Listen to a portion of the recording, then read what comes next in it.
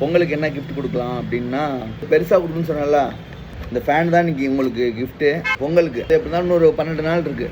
ஏன் 12 நாள் கழிச்சு கொடுக்குறேன்னா, இப்போ கமெண்ட் வந்து அறிவிக்கிறேன் அப்படின்னா இன்றைக்கி வந்து உங்களுக்கு கிஃப்ட்டு நான் அறிவிக்கிறேன்னா ஒரு 3 நாளைக்குள்ளே நம்ம அந்த பரிசு கொடுத்துறோன்னு வச்சுங்களேன். ஆனால் எல்லோரும் பண்ணிக்கிட்டே இருக்காங்க.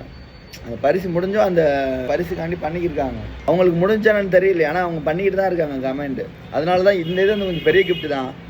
கொஞ்சம் எடுத்தோம்னா ஒரு 30 பேர் 40 பேர்லேயே முடிஞ்சு போயிடும் நாளைக்கே கொடுத்தா கூட.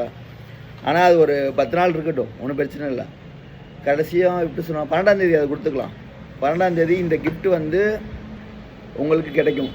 இந்த வீடியோ இப்போ நீங்கள் பார்க்குற வீடியோவில் கமெண்ட் பண்ணுங்கள், கண்டிப்பாக உங்களுக்கு கிடைக்கும். முடிஞ்ச வரைக்கும் எல்லாத்துக்கும் ஷேர் பண்ணுங்கள். உங்களுக்கு ஃப்ரெண்ட்ஸுங்க இந்த மாதிரி யாராச்சும் ஃபேமிலியில் யாராச்சும் இருந்தாங்கன்னா அவங்களுக்கு ஷேர் பண்ணுங்கள். சும்மா தானே கிடைக்கிது இந்த மாதிரி பொருள்லாம்.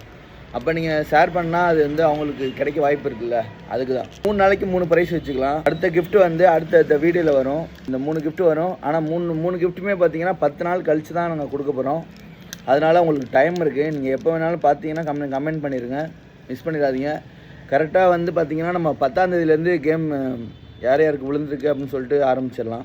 அடுத்தடுத்த கேம் அப்படியே வந்துக்கிட்டு தான் இருக்கும். ஒரு வாரம் பிரேக் ஆகலாம், இல்லை ஒரு மாதம் பிரேக் ஆகலாம். ஆனால் நம்ம சேனலில் எப்போ இருந்தாலும் கொடுத்துக்கிட்டு தான் இருப்போம். ஏன்னா நான் கொடுக்கணும்னு நினைக்கிற வரைக்கும் நான் கொடுத்துக்கிட்டு தான் இருப்பேன். நான் ஸ்டாப் பண்ண மாட்டேன். சரி, ஓகே, அடுத்த வீடியோவில் பார்க்கலாம். அடுத்த வீடியோவில் வந்து உங்களுக்கு அந்த ஒரு வாட்ச் ஒன்று சொன்னேன்ல.